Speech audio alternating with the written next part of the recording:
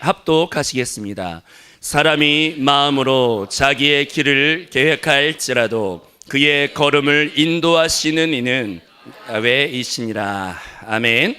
오늘 말씀 전해주실 선교사님은 우리가 너무 잘 알고 사랑하며 중보하고 있는 모스크바 순복음교회 이석용 선교사님이십니다. 나오실 때 우리 손을 높이 들고 할렐루야로 화답하도록 하겠습니다. 할렐루야.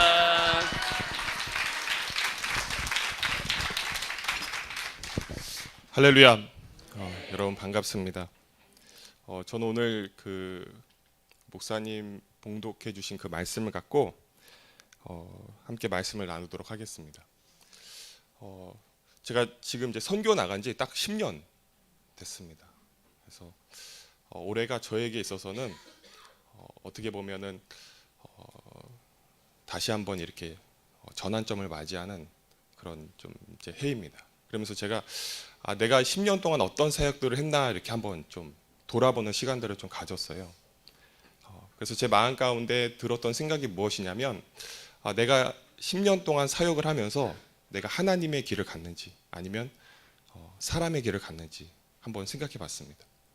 근데 우리 인생을 살아갈 때도 보면 크게 두 가지 길이 있습니다.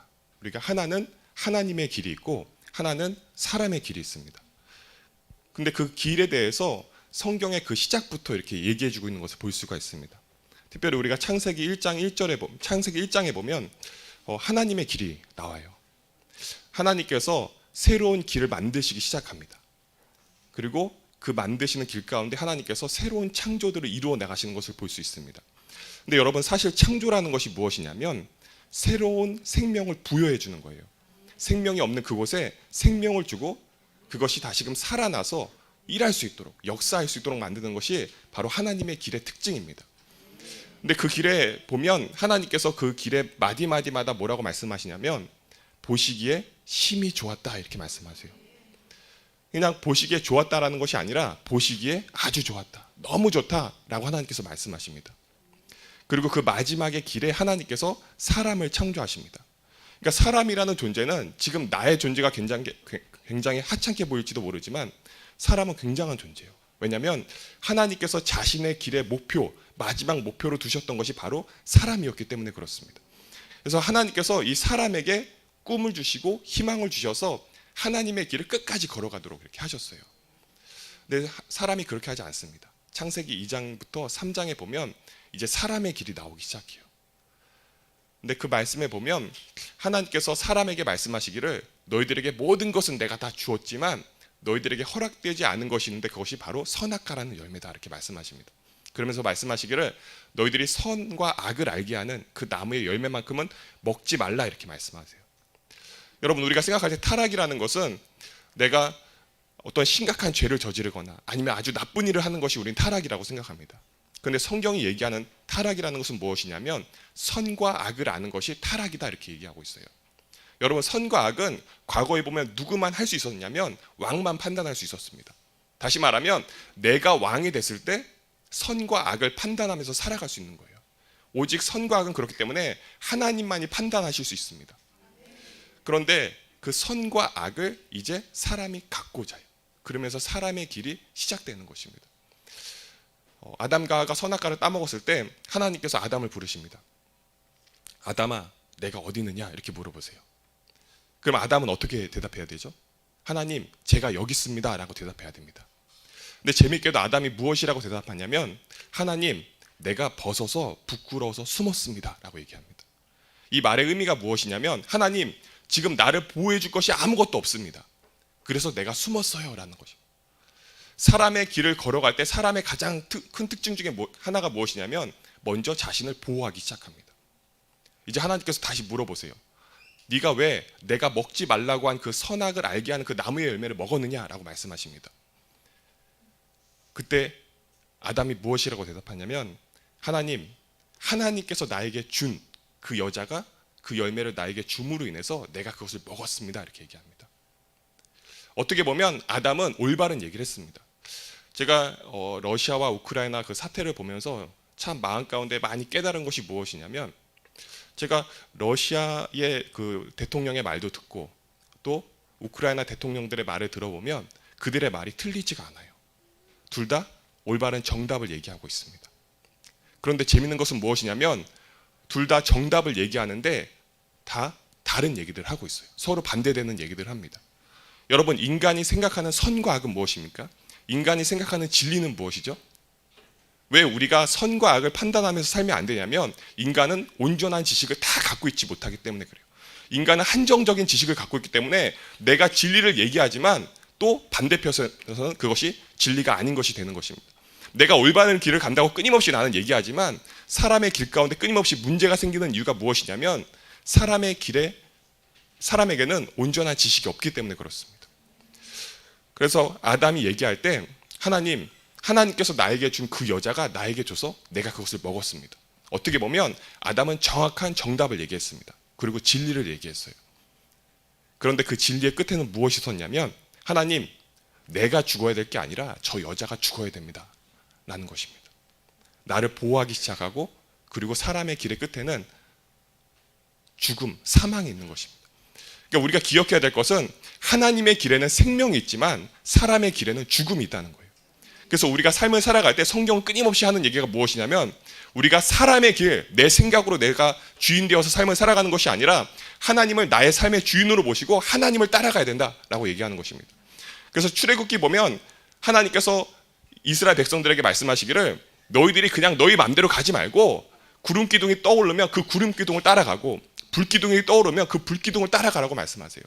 하나님께서 이스라엘 백성들을 구원하신 다음에 가장 먼저 그들에게 훈련시키셨던 것이 무엇이냐면 너희들이 그 길을 알고 있지만 너희들의 길을 가는 것이 아니라 내가 인도하는 길을 가라. 때로는 그곳에 길이 없을지라도 내가 길을 만들 테니까 너희들은 나만 믿고 따라와라 라는 것입니다. 그래서 하나님께서 그들이 따라갔을 때 날마다 그들에게 먹을 것도 주시고 그들에게 입을 것도 주시고 그들의 삶 가운데 풍족함을 주신 것을 볼 수 있습니다. 근데 저의 사역도 이렇게 보면 저는 처음 선교지로 나갈 때는 하나님의 길로 이렇게 시작했던 것 같아요. 인간적인 생각하지 않고 교회에서 가라고 하니까 순종하고 갔습니다. 전 사실 러시아를 품었던 것이 아니라 이슬람권, 특별히 터키라는 나라를 이렇게 품어서 오랫동안 선교를 위해서 준비해 왔었는데 러시아로 가라고 이렇게 얘기했을 때 제가 말씀하시는 그 목사님에게 말씀드리기를 교회에서 명령하면 저는 순종하고 가겠습니다 라고 말씀드렸습니다. 시작은 그래서 하나님의 길로 출발했습니다. 그런데 제가 그곳에 가면서 어떠한 기도를 했냐면 하나님, 제가 그 땅에 갔을 때 저희 가족을 위한 그런 집도 주시고 또 제가 그곳에서 사역을 할 수 있도록 많은 것들을 준비해 주십시오. 제가 그곳에서 한번 충성돼서 열심히 사역을 해보겠습니다 라고 기도했습니다. 그리고 제가 그렇게 그곳에 갔는데 저희가 처음에 그곳에 갔을 때 가장 큰 문제가 무엇이었냐면 집을 빌리는 것이었어요. 왜냐하면 제가 그곳에 가면 100개의 만약에 그 아파트가 이렇게 월세로 이렇게 나와 있다면 제가 빌릴 수 있는 아파트는 1개밖에 되지 않습니다. 제가 이번 러시아 우크라이나 사태 이렇게 보면서 참 마음 가운데 안타까움이 있는 것이 무엇이냐면 그 아파트를 빌릴 때 우리 집에는 어떤 것들이 있습니다 라고 이렇게 쭉 써놓은 다음에 그 마지막에 뭐라고 써놨냐면 러시아 사람, 우크라이나 사람, 벨라루시아 사람만 우리한테 전화하십시오. 우리는 그들에게만 집을 빌려주겠습니다. 그러니까 러시아 사람들 마음 가운데 무엇이 있었냐면 우크라이나랑 벨라루시아는 우리 한 나라다, 우리 한 민족이다 라는 그런 마음들이 있었어요. 참 안타까운 것은 러시아 목사님들의 70%가 우크라이나 출신입니다. 그래서 그들의 가족들이 우크라이나에 있어요. 심지어 러시아 오순절교단 총회장도 그들의 부모가 우크라이나에서 살고 있습니다. 최근에 이런 전쟁 때문에 이렇게 다시 러시아로 이렇게 넘어오셨는데 아파트를 빌리려면 그래서 아시아 사람이 제가 빌릴 수 있는 아파트가 1개 정도밖에 되지 않았어요. 그래서 제가 아파트를 빌릴 수 있습니다 라고 이렇게 광고가 나와서 찾아가면 한 5팀, 6팀이 와 있습니다. 아파트 상태가 굉장히 좋지 않은데 서로 그 아파트를 얻기 위해서 굉장히 이렇게 눈치 작전도 하고 또 주인에게 좋은 말도 하고 그래서 저 그래도 감사하게도 이렇게 아파트를 이렇게 빌리게 되었는데 그때 월세가 2,000불이었습니다. 한 달 월세가 2,000불이었는데 러시아에서 아파트를 빌리려면 만약에 2,000불짜리 아파트를 빌리려면 2,000불의 그 부동산 비를 내야 되고 또 2,000불은 보증금으로 그 집주인에게 주어야 됩니다. 그래서 총 6,000불의 비용이 필요한데 그 비용을 주고 제가 그 아파트를 빌렸어요. 그리고 이렇게 살아가는데 사실 우리가 해외 나가서 살려면 가장 중요한 것이 무엇이냐면 비자라는 것이 굉장히 중요합니다. 그 나라에서 나를 살 수 있도록 그 허락을 해줘야 돼요. 근데 그 비자 얻기가 굉장히 힘들어서 제가 다시금 한국에서 3개월 동안 있어야 되는 그런 상황들이 있었습니다. 그래서 제가 집주인을 불러서 얘기하기를 우리가 지금 3개월 동안 한국에 들어가야 되는데 우리가 만약에 이 집을 계속 유지하고 있으면 이 집에 월세 내는 비용 때문에 우리가 한국에서 생활할 수가 없습니다. 그래서 저희가 당신에게도 피해 입히지 않고 우리 가족도 좀 생활하기 위해서 이 집을 좀 이렇게 뺐으면 좋겠습니다. 라고 이렇게 말씀드렸습니다. 근데 사실 제가 나중에 이제 알게 되는데 러시아 법에 무엇이 있냐면 우리가 집을 빌릴 때는 11개월 계약을 합니다. 그래서 11개월 단위로 계약하게 되어 있어요. 그래서 만약에 내가 집을 빌렸으면 세입자는 11개월 동안은 반드시 살아야 됩니다. 그런데 반대로 집주인은 언제든지 세입자를 내어 쫓을 수 있어요.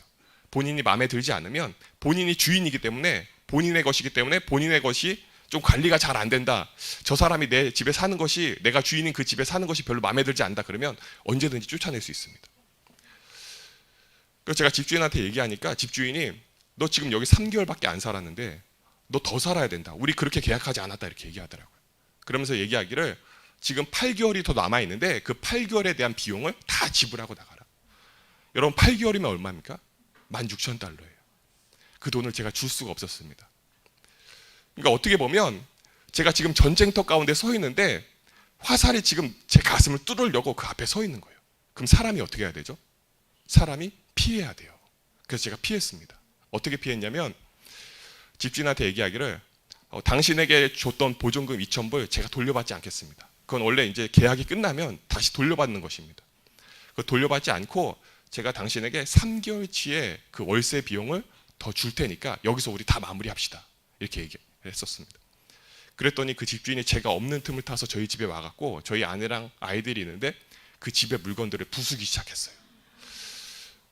그 러시아 집 같은 경우에는 안에 가구가 다 이렇게 준비되어져 있습니다. 근데 부신 것들을 이렇게 보니까 본인이 집주인이다 보니까 어디가 부셔졌는지 정확히 아는 거예요.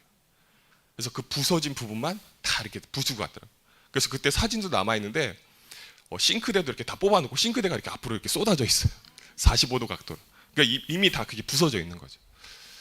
그러면서 저희한테 얘기하기를 너희들 8개월치 그것도 내야 되고 지금 너희들이 이거 다 부쉈기 때문에 이 비용까지 다 지불하고 나가라 이렇게 얘기하더라고요. 그러면서 저희한테 했던 얘기가 무엇이냐면 만약에 너희들이 그렇게 하고 나가지 않으면 너희들 다시 러시아에 들어올 수 없을 것이다. 나도 러시아에서 아주 고위층으로 오랫동안 있었었고 내 자녀도 지금 이 지역에서 아주 높은 사람으로 있기 때문에 너희들을 충분히 들어오지 못하게 할 수 있다 이렇게 얘기를 하더라고요. 근데 그때 제 마음간에 들었던 생각이 무엇이냐면 나 지금 한국에 집 팔고 왔는데 이런 생각이었어요. 나 돌아가면 안 되는데 라는 생각이었습니다. 그래서 제가 어떻게 했냐면 집주인한테 끝까지 부탁을 했습니다. 결국 집주인이 그러면 3개월치만 주고 나가라 이렇게 얘기했습니다. 그래서 제가 보증금까지 다 줬기 때문에 8,000불의 비용을 그 집주인에게 주고 그 집을 나올 수가 있었어요. 근데 제 생각 가운데 어떤 생각이 있었냐면 나 16,000불 줘야 되는데 반 아꼈다라는 그런 마음이 있었습니다. 나 잘했다. 나 지혜로웠다. 근데 우리가 삶을 살아가다 보면 그렇지 않습니까? 화살이 진짜 내 앞에 다가오면 내가 인간적인 지식으로는 그것을 피하는 것이 맞습니다. 근데 성경에 보면 참 재밌는 얘기가 나옵니다. 성경에 보면 여호사밧이라는 왕이 있는데 여러분 여호사밧이라는 왕 잘 아십니까? 여호사밧이라는 왕은 하나님께서 아주 하나님을 잘 섬기는 왕이다라고 칭찬하셨던 그런 왕이에요. 그런데 우리가 이 여호사밧보다 잘 아는 왕이 있습니다. 바로 아합이라는 왕이 있어요. 이 여호사밧 왕이 남쪽 유다를 다스리고 있었을 때 북쪽 이스라엘을 다스리고 있었던 왕이 바로 아합 왕입니다. 근데 성경에 보면 이 아합 왕은 굉장히 악한 왕이다라고 기록하고 있지만 역사를 통해서 이렇게 역사책 주변 나라들의 역사서에 기록된 그 아합 왕을 보면 굉장히 위대한 왕으로 기록하고 있습니다. 이스라엘을 굉장히 강하게 만들고 부유하게 만든 왕으로 기록되어 있는 왕이 바로 아합 왕이에요.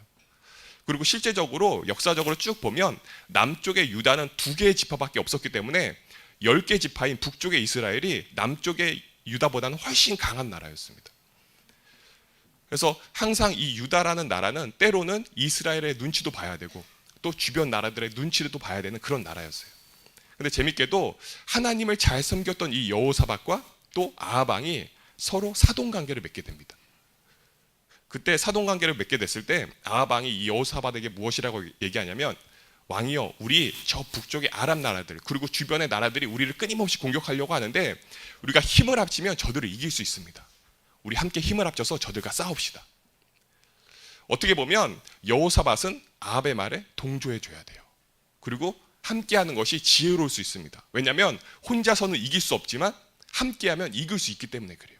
근데 그때 여호사밧이 무엇이라고 얘기하냐면, 왕이여, 우리 지금 그렇게 하지 말고 먼저 하나님께 물어봅시다, 이렇게 얘기합니다. 그래서 아합 왕들이 선지자들을 데려옵니다. 선지자들이 아합 왕의 말이 옳습니다 라고 얘기해요. 그런데 그때 여호사밧이 또 뭐라고 얘기하냐면, 왕이시여, 진짜 하나님의 선지자는 없습니까? 어떻게 보면 여호사밧은 아합 왕의 말에 동조해 줘야 됩니다. 왜냐하면 내가 아합 왕의 말에 동조하지 않는 순간 그 아합 왕이 이제는 다른 나라를 침략하는 것이 아니라 자신의 나라를 침략할 수 있기 때문에 그래요. 어떻게 보면 지금 자신의 앞에 그 화살이 날라와 있는 거예요. 근데 여호사밧은 그 화살을 피하지 않습니다. 담대하게 서서 끝까지 하나님의 뜻을 구해요. 그리고 이제 그들이 전쟁터에 나가게 되는데, 전쟁에 나가게 될 때 여호사밧이 왕의 복장을 입고 나가니까 옆에 이제 아합 왕이 왔는데 그가 종의 복장을 입고 나왔습니다. 그러니까 적군들이 보기에는 여호사밧만 왕처럼 보이는 거예요.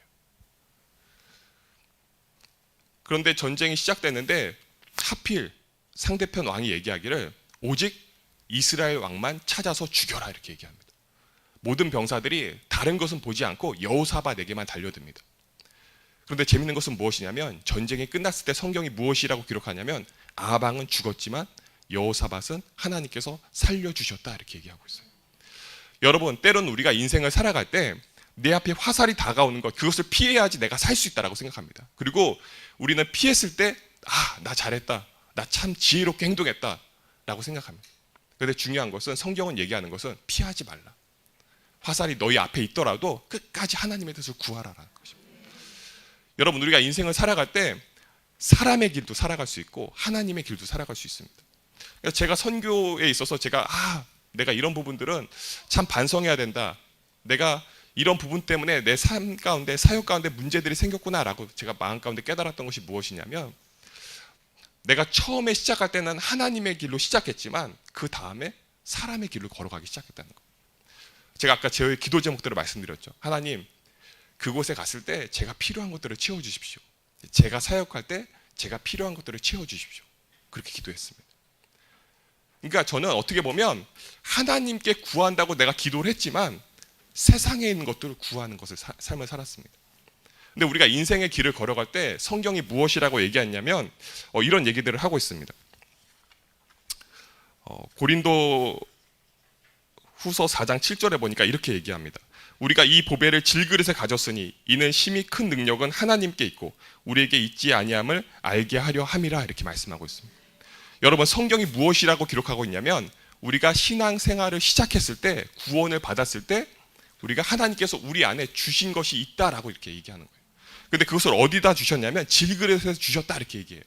근데 그 질그릇이 무엇이냐면, 디모데후서 2장 20절에 보면 큰 집에는 금그릇과 은그릇뿐 아니라 나무그릇과 질그릇도 있어 귀하게 쓰는 것도 있고 천하게 쓰는 것도 있나니 라고 얘기합니다. 하나님의 집에는 금그릇도 있죠. 그런데 여기 보면, 말씀에 보면 그곳에는 천하게 쓰이는 질그릇도 있다, 이렇게 얘기합니다. 근데 중요한 것은 겉에 보이는 내가 지금 금그릇이야, 내가 은그릇이야, 내가 나무그릇이야, 질그릇이야, 그것이 중요한 것이 아니라 성경이 얘기하는 것은 그 안에 있는 것이 있다라는 거예요. 그리고 그것이 보배고 그것이 중요하다라는 것입니다. 다시 말하면 우리가 신앙생활을 시작할 때 하나님께서 우리에게 주신 것으로 우리는 삶을 살아가는 것입니다. 그래서 에베소서에도 보면 뭐라고 얘기하고 있냐면, 에베소서 4장 7절부터 8절에 이렇게 얘기합니다. 우리 각 사람에게 그리스도의 선물의 분량대로 은혜를 주셨나니 그러므로 이르기를 그가 위로 올라가실 때에 사로잡혔던 자들을 사로잡으시고 사람들에게 선물을 주셨다 하였도다 라고 얘기합니다. 이 말씀을 간단하게 설명드리면, 우리가 구원 받을 때에 하나님께서 각 사람의 분량대로 선물을 주셨다 이렇게 얘기합니다. 여러분, 우리는 삶을 살아갈 때, 우리가 신앙생활하면서 우리가 생각할 때 구원이 내가 받은 은혜라고 생각해요. 그래서 우리는 모두 동일한 은혜를 받았다라고 우리는 생각합니다. 근데 성경이 얘기하는 것은 하나님께서 우리 안에 예수 그리스도라는 그 보배를 주셨는데 또 특별히 은혜도 주셨다는 거예요. 다시 말하면 각 사람의 모양 모습대로, 각 사람의 특징대로 하나님께서 그 분량의 은혜를 주셨다는 것입니다. 그래서 에베소서의 마지막에 뭐라고 기록하냐면, 에베소서의 마지막에 남편과 아내에 대해서, 또 부모와 자녀에 대해서, 또 상정과 주인과 종에 대해서 기록하고 있습니다. 근데 여러분, 그 말씀들을 자세히 읽어보면 누가 받는 관계, 서로 받는 관계가 아니라 다 주는 관계입니다. 남편이 아내에게 주고, 아내가 남편에게 주고, 심지어 주인이 종에게 주고, 우리가 줄 것 없다라고 생각하는 그 종도 주인에게 주는 존재라고 성경은 기록하고 있어요. 우리가 신앙생활을 시작할 때 하나님께서 나를 구원하신 다음에 그냥 이 땅 가운데 너희가 하나님의 길을 걸어가라 라고 말씀하시는 것이 아니라, 그냥 너희들이 나를 따라와라 말씀하시는 것이 아니라, 하나님께서 우리 안에 귀한 보배를 주시고 특별히 우리한테 은혜를 주시는데 각 사람의 모양대로, 그 사람의 쓰임새대로 하나님께서 우리에게 주신 것이 있다는 거예요. 그래서 초대교회의 특징이 무엇입니까? 초대교회의 특징은 서로 주는 관계예요. 나에게 있는 것을 주고 그 안에서 우리가 풍족함을 누리는 것입니다. 여러분, 심지어 사도 바울도 뭐라고 얘기하냐면 로마서 1장 11절부터 12절에 이렇게 얘기합니다. 특별히 로마서라는 것은 복음에 대해서 잘 기록하고 있죠. 특별히 로마 교회의 어떤 특징들이 있는데, 이 로마 교회는 사도나 집사나 아니면 선지자들이 세운 교회가 아닙니다.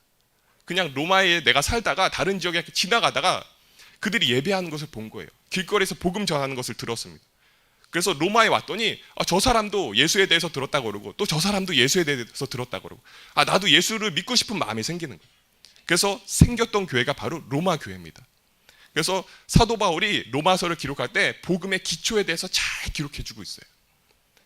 그래서 우리가 로마서를 읽을 때 복음에 대해서 우리가 정확하게 알 수 있다라고 목사님들이 말씀하시는 것입니다.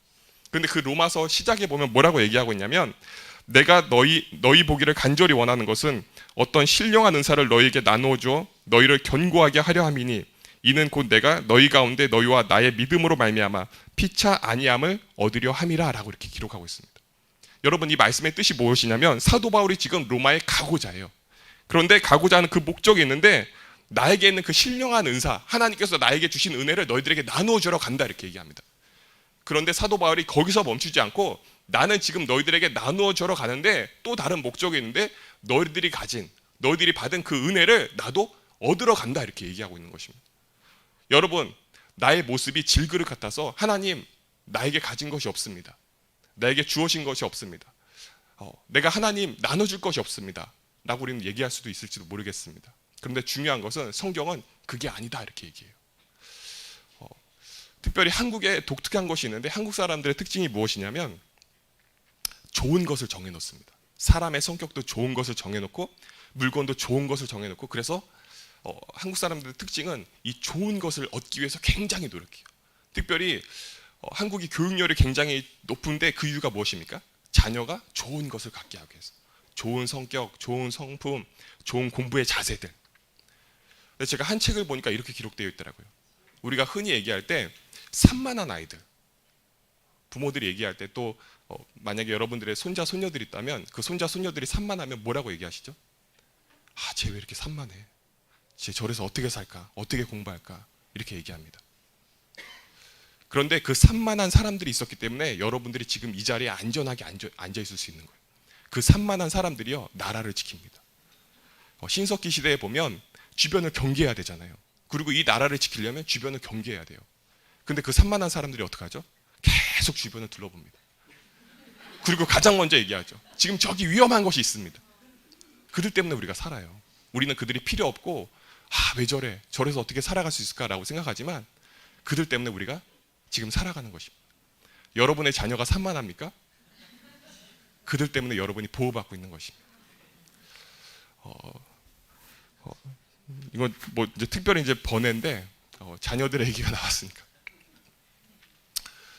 한 2년 전에 저희 그 둘째 아들이 ADHD 판정을 받았습니다. 그리고 그 ADHD 판정을 받을 때 소아 우울증 판정도 같이 받았어요. 그 아이의 그 제가 이제 저희 집에서는 그런 모습이 보이지 않아서 사실 저희는 잘 몰랐습니다. 근데 학교에서는 계속 그런 모습들이 이렇게 보였던 거예요. 그리고 이제 그 아이가 이제 학교에서 가스라이팅도 좀 이렇게 당하고 또 선생님도 걔를 이렇게 무시하고 그러면서 그것이 한 4년 정도 이렇게 시간이 지나다 보니까 아이에게 이제 쌓이고 쌓여서 특별히 ADHD라는 것은 제가 이제 보니까 의사 선생님이 그렇게 얘기하더라고요. ADHD는 환경에 의해서 나타날 수도 있지만 환경에 의해서 그것이 생기는 것이 아니라 원래 그 아이에게 그 인자가 있기 때문에 나오는 것입니다. 그래서 그것이 감기와 같은 그런 병이기 때문에 그것을 약을 먹고 잘 치료해야 됩니다. 이렇게 말씀을 하시더라고요. 그래서 저희가 학교에서 아이가 좀 문제가 있습니다라고 지속적으로 이렇게 말씀을 하셔서 특별히 학교에 본인의 자녀가 그런 그 자폐 증상을 가진 선생님이 계셨어요. 그래서 그 선생님이 그런 부분에 대해서 따로 이렇게 공부를 하셨더라고요. 그래서 그 선생님이 이렇게 보시다가 우리 아이가 좀 가서 한번 진단을 받아봤으면 좋겠습니다. 라고 이렇게 말씀하셔서 또 특별히 학교에서 그런 진단을 받고 그 결과물들을 갖고 와야지 학교를 다시 계속 다닐 수 있도록 그렇게 하겠습니다. 이렇게 말씀을 하셔갖고 저희가 부랴부랴 이제 한국에 와서 그 아이의 이제 진단을 받았는데 ADHD 판정을 받았어요. 근데 참 감사하게도 한국의 그 소아정신과 진료를 받으려면 보통 5년 정도 기다려야 됩니다. 근데 진짜 감사하게도 연대 세브란스 병원 같은 경우 2027년까지 예약이 마감돼 있는데 딱 한 자리가 남아 있었어요. 그래서 그 한 자리에 이렇게 저희 아이가 이제 들어가서 진료를 받을 수 있게 됐습니다. 그래서 소아 우울증 그다음에 ADHD 판정을 이렇게 받았고 이제 지속적으로 이렇게 약을 먹고 저희도 이제 같이 기도하고 그렇게 했었었는데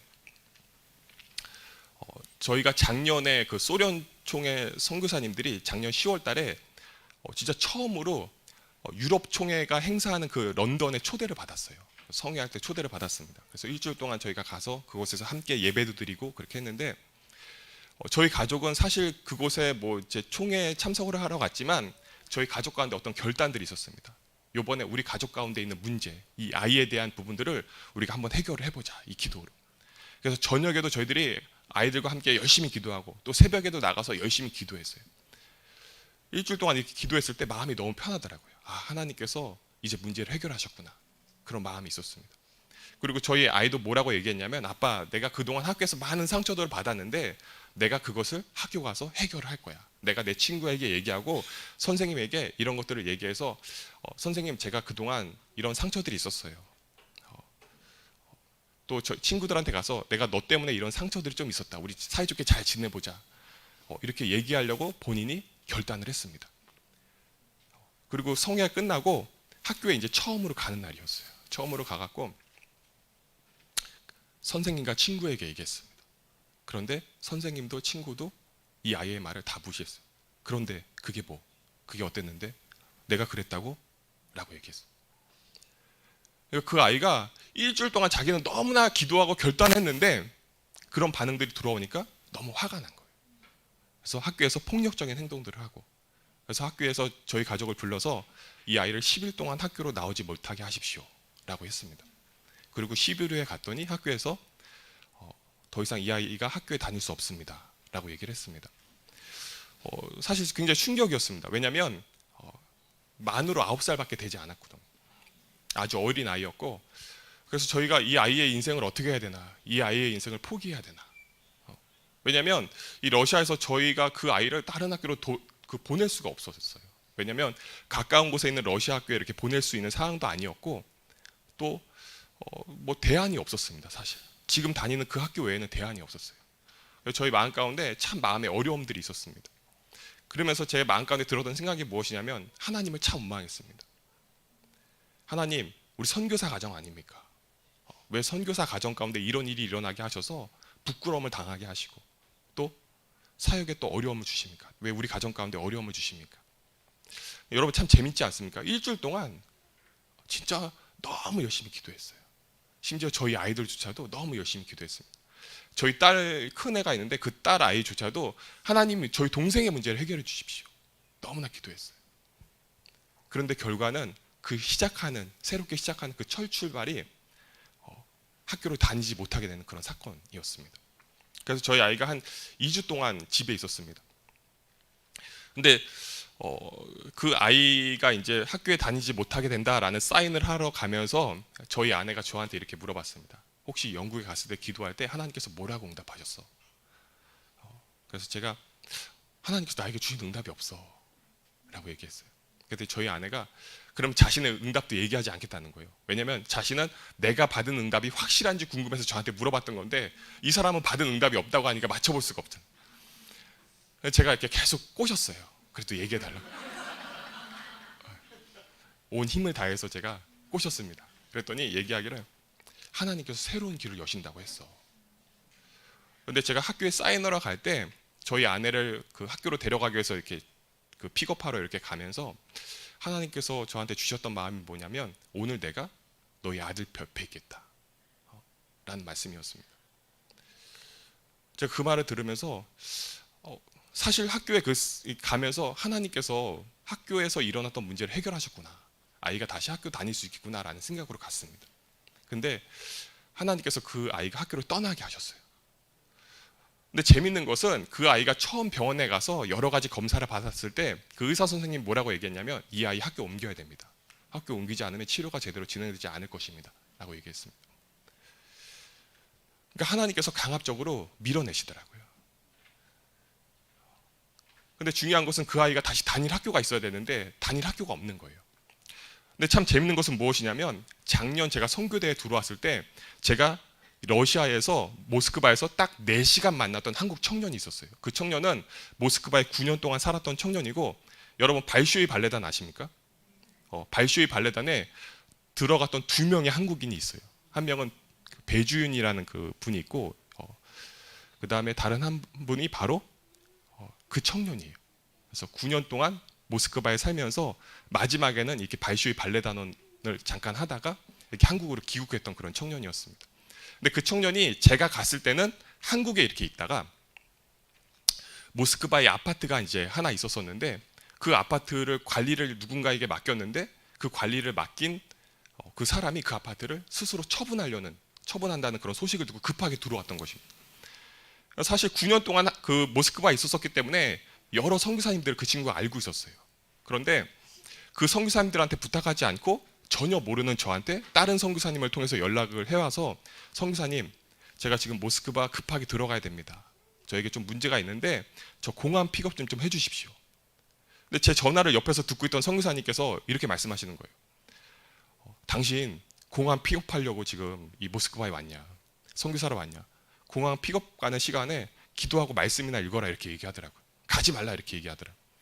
제가 처음 모스크바 들어갔을 때 공항에 1시간 동안 앉아 있으면서 내가 어떻게 저 센터로 들어가야 되지 이런 고민들이 경험했던 경험이 좀 있어서 제가 그 친구한테 내가 그러면 픽업해 주겠다 이렇게 얘기했습니다. 그래서 사실 한 3시간 정도 이렇게 공항으로 가야 되고 또 거기서 기다려야 되고 다시 이렇게 3시간 정도 이렇게 왔어야 됐었어요. 그런데 그 친구랑 이렇게 오면서 한 4시간 동안 이렇게 대화를 이렇게 나눴고 거기서 이제 헤어졌습니다. 뭐 연락처도 서로 물어보지 않고 그렇게 헤어졌어요. 근데 10년 만에 그 친구가 저희 그 아내가 인스타그램을 이렇게 하는데 저희 아내 인스타그램을 어떻게 찾아갖고 메시지를 보냈습니다. 그리고 저 누구누구인데 저 모르시겠지만 선교사님 연락처 좀 달라고, 제가 선교사님 꼭 만나고 싶다고 이렇게 저희한테 메시지가 와서 저희 아내가 저한테 그 연락처를 줘서 제가 전화를 걸었어요. 그랬더니 선교사님, 제가 선교사님 꼭 한번 만나고 싶습니다 이렇게 얘기하더라고요. 근데 뭐 제가 일정도 바쁘고 굳이 제가 이 청년을 만나서 뭘 할까라는 생각에 저녁 늦게 만났습니다. 한 저녁 9시 정도에 또 그 친구를 저희 집까지 오도록 했어요. 되게 불편하게 만들었죠. 그 메시지는 무엇입니까? 내가 너랑 만나는 것이 그렇게 편하지 않다. 근데 그 친구가 왔습니다. 그래서 그 친구가 와서 저한테 하는 얘기가 무엇이냐면, 성사님 저 거기 아파트 있는 거 아시죠? 그 아파트 제가 선교사님한테 평생 사용권 드릴게요 이렇게 얘기해요. 근데 그 친구가 어떤 친구였냐면 모스크바에 올 때만 하더라도 한국에 집이 없는 친구였습니다. 그래서 친구 집을 돌아다니면서 잤어요.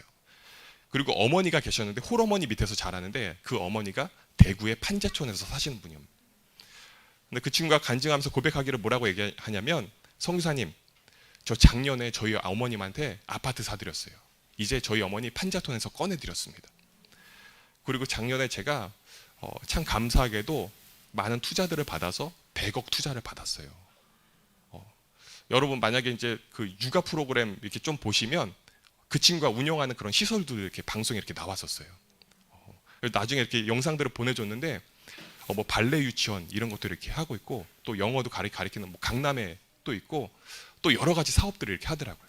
그러면서 지금은 한국에서 이렇게 얘기 들어보니까 발레협회 부회장도 지금 하고 있대요. 젊은 친구인데 아직 30대 젊은 친구인데 그 친구가 얘기하기라 저 만나기 전 그 오늘도 만나는 그날에도 아침에도 고민을 그렇게 했다는 거예요. 너무 아까워서.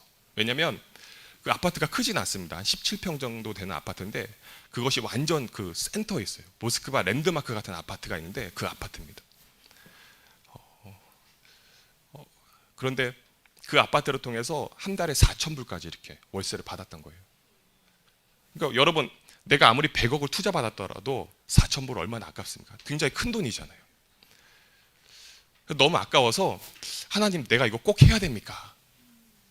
근데 저를 만나는 그날에 하나님께서 이거 진짜 완전히 포기하는 마음을 주셨대요. 그러니까 저한테 얘기하는데 목사님 저 지금 목사님 앞에서 이걸 얘기하는데 하나도 아깝지가 않아요. 너무 좋아요. 너무 기뻐요. 이렇게 얘기하더라고요.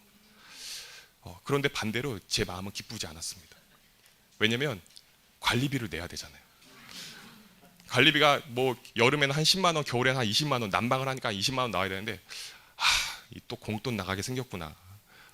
그래서 제가 이 친구한테 너무나 나 괜찮다 이렇게 얘기하고 싶은데 이 친구가 너무 기쁜 표정으로 너무 간절하게 얘기하는 거예요. 야 지금 하나님께서 이 친구에게 강력하게 은혜를 주셨는데 내가 이걸 막으면 또 선교사로서 이게 안 되고 그래서 제가 하나님께 이렇게 기도했습니다. 하나님 제가 한 달에 100불 손해 보겠습니다. 하나님 이 친구 가운데 은혜를 주십시오. 계속 은혜를 주십시오. 그래서 이 친구가 하나님의 길을 걸어가서 하나님께 놀랍게 쓰임받도록 해주십시오. 그리고 제가 뭐 받은 게 기쁘지 않으니까 4개월 동안 안 갔습니다. 그런데 4개월 후에 갈 일이 생긴 거예요. 하나님께서 저희 아이를 밀어내시고 저희 아이가 한 2달, 2주 정도 이제 집에 그냥 머물고 있었었는데 그 모습을 보신 이제 주변의 분이 왜 아이를 그냥 집에 놔둡니까? 러시아 학교 들여보낼 수 없으면 한국 학교로 보내십시오. 여기 모스크바에 한국에서 세운 한국 학교가 있습니다. 그래서 한국 교장 선생님이 오시고 선생님도 오시고. 그런데 지금 저희가 살고 있는 집에는 너무 멀었던 거예요. 그런데 그 아파트를 가보니까 그 아파트가 참 재밌게도 그동안 제가 저희 아이들을 차로 픽업을 해줬어야 되는데 저희 큰애도 픽업을 해줄 필요가 없어요. 왜냐하면 아파트 지하가 지하철입니다. 여러분 한국에서 그런 아파트 보신 적 있습니까? 아파트 지하로 내려가면 지하철이에요. 그냥 아파트 그냥 지하로 내려가면 지하철이어서 저희 큰애도 혼자 학교 다닐 수 있어요.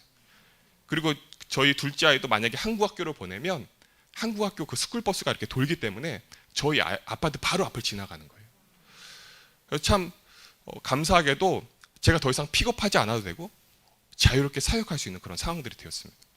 근데 또 재미있는 것은 무엇이냐면 제가 그 한국 학교를 가서 교장 선생님한테 저희 아이가 이러한 이유로 그 학교에서 쫓겨났고 지금 이렇게 소개받아서 이 학교에 오게 되었습니다 라고 얘기했습니다. 근데 그 선생님이 저한테 뭐라고 말씀하시냐면 저는 교육하는 사람입니다. 그렇기 때문에 저는 당신의 자녀를 교육할 것입니다. 그런데 당신은 선교사시잖아요. 그러면 집에 가서 기도하십시오 이렇게 얘기하더라고요. 그래서 그 학교 가서 저희 아이가 한 2번 정도 좀 말썽을 일으켰어요. 그런데 참 감사하게도 그 교장 선생님이 다 막았습니다. 부모들이 항의하면 나에게 오십시오. 저희 아이한테까지 영향을 미치지 않도록 끝까지 그 아이를 지키셨어요.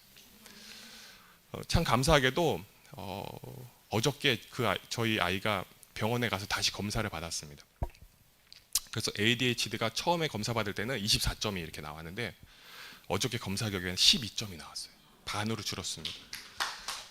의사 선생님이 얘기하기를 이 아이가 이제 고속도로를 탔고 이 고속도로 끝까지 가면 이것은 이 아이에게 더 이상 문제가 되지 않을 것입니다. 저희 딸이 러시아에서 이렇게 들어오면서 저한테 물어보더라고요. 아빠, 왜 내 동생한테는 그런 병이 있어요? 라고 이렇게 물어보더라고요. 근데 제가 저희 딸한테 무엇이라고 얘기했냐면 우리가 만약에 저 병을 몰랐으면 저 아이가 내가 병이 있습니다 라고 얘기하지 않았으면 우리는 평생 저 아이의 병을 치료하지 못했을 거야. 그리고 저 아이는 끝까지 그것으로 인해서 고통당했을 거야. 근데 얼마나 감사하니. 하나님께서 그것을 드러나게 하시고 그것을 치료하게 하시니까 얼마나 감사하니 이렇게 얘기했습니다. 여러분, 때로는 우리가 인생의 길을 갈 때 문제가 있을 수도 있어요. 내가 하나님의 길을 가겠습니다라고 결단하고 나아갔을 때 문제가 있을 수 있습니다. 그런데 중요한 것은 무엇이냐면 내가 그러함에도 불구하고 그 문제 가운데 하나님을 끝까지 붙잡고 하나님을 바라보고 있으면 하나님께서 우리를 생명의 길, 해결의 길로 인도하신다는 것입니다. 제가 참 좋아하는 말씀이 오늘 읽었던 그 말씀입니다. 잠언 16장 9절의 말씀. 그런데 심지어 제 전화번호 끝자리도 1609예요. 그런데도 불구하고 제가 삶을 살아가면서 끊임없이 인간의 방법대로 살았더라고요. 그럼 제가 느꼈던 것은 무엇이냐면 하나님께서 우리 가정에 이런 문제들이 일어날 줄 알고 10년 전에 이 친구를 만나게 하셨구나. 그리고 이 친구의 마음을 변화시키시고 이 친구의 삶도 하나님께서 새롭게 만드셨구나라는 것들을 깨달았습니다. 어떻게 보면 우리 삶 가운데 하나님의 계획이 없는 것처럼 느껴질 수 있습니다. 그렇기 때문에 우리는 끊임없이 하나님 나에게 주세요. 세상의 길로 걸어가려고 합니다. 그런데 여러분, 우리가 기억해야 될 것은 세상의 길의 끝에는 죽음이 있습니다. 그렇기 때문에 우리는 하나님의 길을 가야 되는 거예요. 그래서 날마다 우리가 말씀에 충성하는 것이 중요하고 날마다 말씀을 바라보는 것이 중요합니다. 그러면 여러분, 우리가 하나님의 길을 어떻게 걸어갈 수 있죠? 시편 1편에 그 답이 나와 있습니다. 복 있는 사람은 주야로 그 말씀을 묵상한도다. 우리가 말씀 가운데 사는 것입니다. 말씀을 바라보는 것입니다. 그래서 여러분, 하나님께서 우리 삶을 인도하십니다. 여러분, 하나님의 길로 걸어가시기를 주님의 이름으로 축원드립니다. 기도하시겠습니다. 좋으신 주님, 감사드립니다. 주님께서 저희들의 삶 가운데 함께하여 주셔서 날마다 저희들의 삶을 축복하시고 또한 저희들을 위해서 계획하시고 저희들의 삶을 이끌어 주심을 주님 감사드립니다. 특별히 저희들의 삶 가운데 풍성한 은혜를 주시고 또한 저희들의 마음 가운데 귀한 보배를 허락하셔서 이 가운데 능력 있는 삶을 살아가게 하시고 또 나누고 베푸는 풍성한 삶을 살아가게 하심을 주님 감사드립니다. 날마다 저희들 가운데 은혜가 있게 하여 주시옵시고 주님을 바라보는 그 믿음이 있게 하여 주시옵시고 날마다 주님 안에서 승리하고 능력 있는 삶 살아갈 수 있도록 주님 역사하여 주시옵소서. 감사드리며 예수님의 이름으로 기도드립니다. 아멘.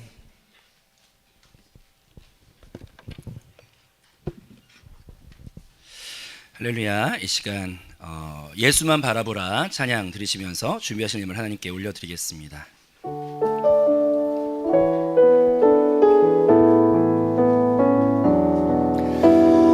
어디를 향해 걸어가나요?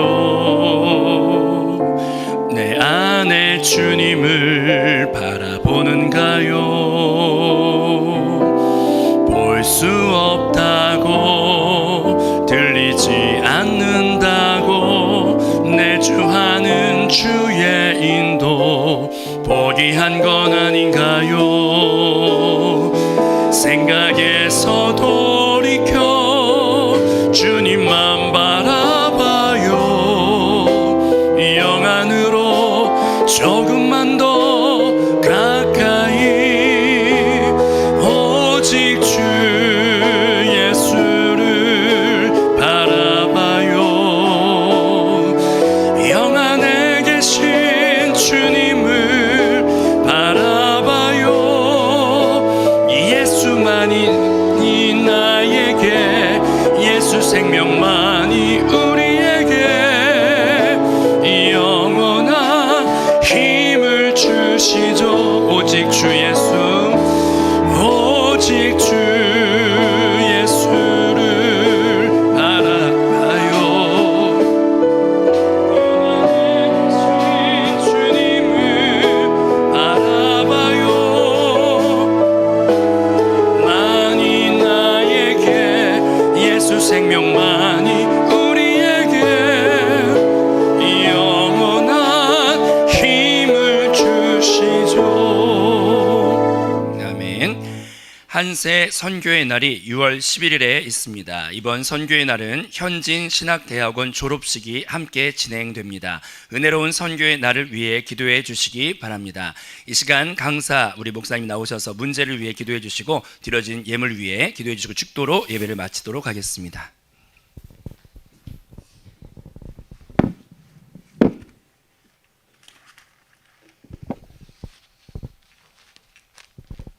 여러분 그 러시아를 위해서도 함께 기도해 주십시오. 특별히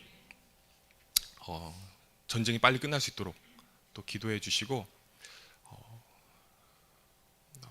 이 러시아와 우크라이나가 사람의 길을 걸어가는 것이 아니라 하나님의 길로 다시 설 수 있도록 그렇게 기도해 주시고 제가 우크라이나 선교사님이랑 이렇게 대화를 나누면서 이제 얘기했던 것이 무엇이냐면 참 전쟁이 아픈 것이지만 또 하나님의 심판 가운데 있는 것이지만 하나님께서 마지막 때에 복음을 위해서 또 다른 재편을 하시는 그런 시간인 것 같다. 그래서 저도 이렇게 대화를 나누면서 사실 새로운 비전을 갖고 또 나아갑니다. 그래서 여러분 함께 기도해 주시고 제가 항상 이렇게 한세교회에 참 감사한 것이 있어요. 제가 작년 10월 달에 이렇게 들어왔을 때 PWC 세계 오순절 대회 때문에 이렇게 들어왔었는데 사실 그때 러시아에 있는 목사님들이 한국을 이렇게 방문하기로 했었는데 공항에 잡혀 있다가 거의 한 이틀 꼬박 그 잡혀 있다가 다시 돌아갔었습니다. 그러니까 사실 제가 여기 온 목적이 실패했던 것이죠. 근데 제가 마지막 날 여기에 이제 한세교회 와서 가장 뒷자리에서 예배를 드리고 갔어요. 근데 목사님은 항상 이제 제가 오면 빨리 와서 이제 인사하고 그래도 설교도 하고 이렇게 은혜도 끼치고 가라 이렇게 말씀을 하시는데 제가 항상 한국 오면 마지막에 이제 가기 전에 한세교회 금요철야를 꼭 참석하고 갑니다. 근데 제가 굉장히 낙담하고 이렇게 있었었는데 하나님이 나를 이곳 가운데 들어오게 했던 목적이 있구나 이 말씀 하나 듣기 위해서 그때 특별히 목사님이 성령에 대해서 이렇게 자세하게 이렇게 말씀을 해주셨는데 제가 그 말씀을 들으면서 사실 새 힘을 얻고 이렇게 나갔습니다. 그래서 저희 삶 가운데 문제가 있었을 때에도 사실 그 말씀으로 버텼어요. 그래서 여러분 제가 이렇게 보면 말씀이 참 중요하구나. 우리가 은혜의 자리에 오는 것이 참 중요하구나. 그리고 제가 특별히 여기 오면서 느끼는 것이 무엇이냐면 내가 언제든지 올 수 있는 교회가 있다는 것이 너무나 감사한 것입니다. 그래서 여러분 더 교회를 소중하게 여기시고 더 여러분 함께 나누셔서 이 교회를 더 단단하게 세워나가시고 또 특별히 러시아를 위해서 또 우크라이나를 위해서 기도해 주셨으면 감사하겠습니다. 제가 여러분의 문제와 질병을 해서 기도하겠습니다. 좋으신 주님 감사드립니다. 치료해 주님 감사드립니다. 날마다 주님께서 저희들 가운데 함께하여 주셔서 성령의 능력으로 살아갈 수 있도록 함께하여 주시옵시고 특별히 성령의 불 그 인도하심을 따라 살아갈 수 있도록 주님께서 역사하심을 감사드립니다. 주님 저희들의 삶 가운데 하나님의 계획이 있음을 믿습니다. 저희들이 그렇기 때문에 더 담대하게 이 땅을 살아갑니다. 주님 특별히 저희들의 삶 가운데 그러나 많은 문제들이 있습니다. 또 질병이 있습니다. 주님께서 이 시간 그 문제들을 해결하여 주시옵시고 문제보다 크신 그 주님을 바라보는 저희들의 신앙이 될 수 있도록 주님 역사하여 주시옵소서. 문제의 세력은 떠나갈 지어다. 고통의 세력은 떠나갈 지어다. 절망의 세력은 떠나갈 지어다. 질병의 세력은 떠나갈 지어다. 악한 사단은 떠나갈 지어다. 예수님의 이름으로 명하노니 약한 사단은 떠나갈 지어다. 아버지 주여 역사하여 주셔서 저희들이 날마다 마음 가운데 귀한 보배를 가지고 그 보배를 나누고 전하는 삶을 살 수 있도록 주님께서 역사하여 주시옵시고 날마다 성령의 능력으로 힘있고 담대한 삶 살아갈 수 있도록 주님 역사하여 주시옵소서. 특별히 저희들 주님 앞에 귀한 예물 드립니다. 주님께서 받아주시고 하늘의 문을 여셔서 저희들의 삶 가운데 하늘의 풍성함으로 채워주시옵시고 이 땅 가운데 빛과 소금의 역할을 감당하는 삶을 살아갈 수 있도록 주님 역사하여 주시옵소서. 특별히 저희들이 교회를 더 든든히 세워가게 하여 주시옵시고 선교의 사명 잘 감당하게 하여 주시옵시고 특별히 러시아 땅과 우크라이나 땅과 또 카자흐스탄 땅과 우즈베키스탄 땅 위해서 기도할 때 주님께서 역사하여 주셔서 그곳 가운데 더 큰 열매들이 맺혀질 수 있도록 주님 함께하여 주시옵소서. 날마다 주님께서 함께하심을 감사드립니다. 감사드리며 예수님의 이름으로 기도드립니다. 아멘. 이 시간 우리가 주여 삼창하시고 또 하나님께서 나에게 주신 그 비전을 위해서 또 문제를 위해서 또 여러분 러시아 땅과 또 우크라이나 땅을 위해서 또 우리 함께 기도하겠습니다. 다 같이 주여 삼창하시고 기도하시겠습니다. 주여 주여 주여 아버지 주여 성령의 활권적으로 역사하여 주시옵소서. 아버지 주여 성령의 역사하여 주시옵소서.